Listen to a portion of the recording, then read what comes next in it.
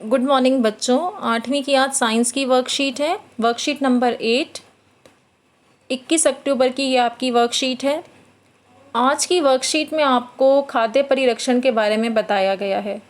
जो हमने पिछली वर्कशीट्स करी उसमें हमने पढ़ा किस तरीके से सूक्ष्म जीव हमारे लिए उपयोगी हैं और हानिकारक है हमारे लिए, और सूक्ष्म जीवों द्वारा मनुष्य में होने वाले रोगों के बारे में भी पढ़ा। चलिए वर्कशीट शुरू करते हैं। यदि आपका सर्दी के मौसम में आम खाने का मन कर रहा है या गर्मी में स्ट्रॉबेरी खाने का मन है तो आप क्या करेंगे। आप ये भी जानते हैं कि सूक्ष्म जीव वातावरण में हर तरफ मौजूद हैं, और इन सूक्ष्म जीवों को क्या चाहिए, उचित परिस्थितियाँ चाहिए, सही ताप चाहिए, नमी चाहिए। नमी मीन्स वाटर कंटेंट, नमी मीन्स पानी की उपस्थिति, ठीक है। उचित तापमान चाहिए, इनको नमी चाहिए। वहाँ ये सूक्ष्म जीव जो हैं बहुत तेज़ी से वृद्धि करते हैं, ग्रो करते हैं। भोजन का संदूषण, खराब होना एक रासायनिक अभिक्रिया होती है। इससे खाने की वस्तु का रंग बदल जाता है, स्वाद बदल जाता है, बदबू आने लगती है, खाने योग्य खाना नहीं रहता वो।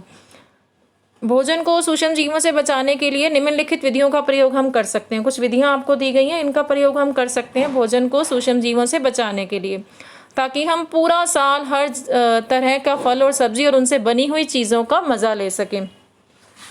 बच्चों, आपने कई बार नोटिस किया होगा, अगर हमसे भूल से ब्रेड खुली या नमी वाले स्थान पर रह जाए तो ब्रेड पर कवक आ जाता है, ठीक है, और वो ब्रेड खाने लायक नहीं रहता, खराब हो जाता है। तो ये सूक्ष्म जीव हमारे भोजन को इसी तरह से संदूषित करते हैं, खराब करते हैं, और इसी फिर खराब भोजन से बदबू आने लगती है और स्वाद भी इसका खराब हो जाता है, रंग रूप भी चेंज हो जाता है, ठीक है। तो भोजन को हम कैसे बचा सकते हैं इन सूक्ष्म जीवों से, या खाद्य परिरक्षण के, इसको खाद्य परिरक्षण के उपाय भी बोलते हैं। तो पहला उपाय आपको दिया रासायनिक उपाय। जीवों और सूक्ष्म जीवों से बचाने के लिए कुछ रसायन मिला दिए जाते हैं, और उन रसायनों के नाम आपको दिए गए हैं, जैसे सोडियम बेंजोएट और सोडियम मेटा बाइसल्फाइड। इन्हें परिरक्षक भी कहते हैं। तो परिरक्षक क्या है, वो रसायन जिनका उपयोग सूक्ष्म जीवों की वृद्धि को रोकने के लिए किया जाता है, उन्हें परिरक्षक कहते हैं। और दो परिरक्षक आपको दिए गए हैं, सोडियम बेंजोएट और सोडियम मेटाबाइसल्फाइड। फिर नमक द्वारा परिरक्षण, मांस, मछली, आम को हम सूखे नमक से ढक दें तो भी सूक्ष्म जीवों की वृद्धि नहीं होती। आपने देखा होगा अचार में भी हम नमक का उपयोग करते हैं। अचार जनरली ख़राब हो जाता है, उसमें फफूंद सा लग जाता है, तो अचार में भी नमक और तेल डाला जाता है, ठीक है। और अगर तेल वाला अचार है तो इतना तेल उसमें रखा जाता है कि अचार पूरी तरह से तेल में डूब जाए ताकि खराब ना हो। तेल का उपयोग अचार में किस लिए करते हैं, जीवाणु जीवित नहीं रह पाते तेल में, ठीक है। तेल और सिरका भी डालते हैं अचार में, तो उसमें जीवाणु जीवित नहीं रह पाते तेल और सिरके के उपयोग के कारण। तो यही बता रहा है इसमें, मांस, मछली, आम को सूखे नमक से ढक दो और सूक्ष्म जीवों की वृद्धि उसमें नहीं होती। इमली के परिरक्षण में भी नमक का उपयोग कर सकते हैं। आंवले के परिरक्षण में भी हम नमक को यूज़ कर सकते हैं। अब चीनी द्वारा परिरक्षण, चीनी के प्रयोग से खाद्य पदार्थों की नमी में कमी आती है जो जीवाणुओं की वृद्धि को रोकती है। चीनी का अगर हम यूज़ कर लें तो खाद्य पदार्थों की जो नमी है वो कम हो जाती है और जीवाणुओं की ग्रोथ नहीं हो पाती, जीवाणुओं की वृद्धि नहीं हो पाती। जो जैम है, जेली है, स्क्वैश है, इनका परिरक्षण चीनी द्वारा ही होता है।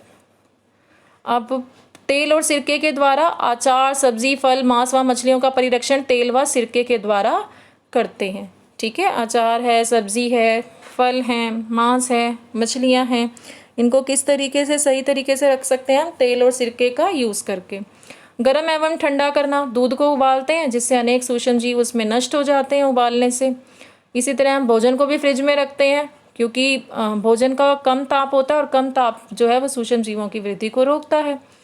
पाश्चरीकरण, दूध को 70 डिग्री सेंटीग्रेड पर 15 से 30 सेकंड के लिए गर्म करते हैं, फिर ठंडा करते हैं, उसको थैलियों में भर लेते हैं। ऐसा करने से सूक्ष्म जीवों की वृद्धि रुक जाती है। इस प्रक्रिया को पाश्चरीकरण कहते हैं, जिसकी खोज सबसे पहले लुई पाश्चर नामक वैज्ञानिक ने की।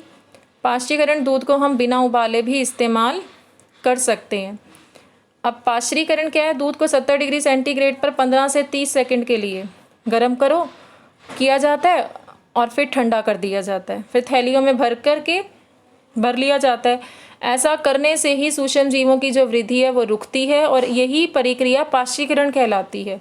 खोज इसकी सबसे पहले लुई पाश्चर ने करी और यही जो पाश्चीकृत दूध है हम इसे बिना उबाले भी यूज़ कर सकते हैं। फिर भंडारण एवं पैकिंग, मेवे हैं, सब्जियां हैं, इसको वायुरोधी सील मतलब जिसमें हवा एंटर ना कर सके, ठीक है, जिस थैलियों में हवा ना जा सके, वायुरोधी सील बोलते हैं। ये थैलियाँ इसमें दिखाई गई हैं, थैली दिखाई गई है, इसमें आपको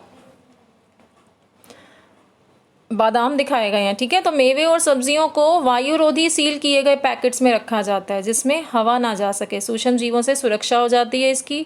अब इस वर्कशीट के प्रश्न उत्तर हम देख लेते हैं। हमारा पहला प्रश्न है किन्हीं 2 रासायनिक परिरक्षक के नाम बताओ। तो आपने यहाँ 2 रासायनिक परिरक्षक देखे, सोडियम बेंजोएट और सोडियम मेटाबाइसल्फाइड। पहले के आंसर में आ जाएगा ये।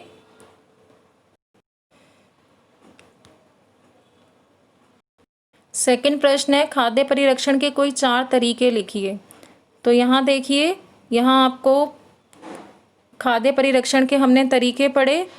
पहला रासायनिक उपाय नमक द्वारा परिरक्षण, चीनी द्वारा, तेल एवं सिरके द्वारा, और यहाँ गर्म एवं ठंडा करना। तो आप पहले 4 इसमें लिख दीजिए। सेकंड का भी आंसर हो गया ये। तीसरा आपका प्रश्न है अचार में अधिक तेल व नमक क्यों डाला जाता है।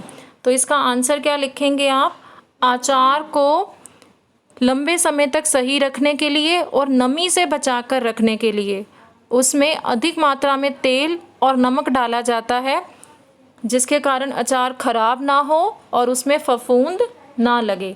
इसके उपयोग से अचार में जीवाणु जीवित नहीं रह पाते, ठीक है। थर्ड का आंसर ये लिख लेंगे आप। फोर्थ का है आम से बनने वाली किन्हीं 4 चीज़ों के नाम बताओ जिनका हम परिरक्षण कर सकते हैं। तो आप कोई भी 4 चीज़ें इसमें लिख सकते हैं। आम का अचार है, आम से जैम बनती है, तो अचार, जैम, जेली और आमचूर, ठीक है, आम से बनी चीज़ें हैं जिनका हम परिरक्षण कर सकते हैं। अब इस वर्कशीट के क्वेश्चन आंसर आप कर लीजिए।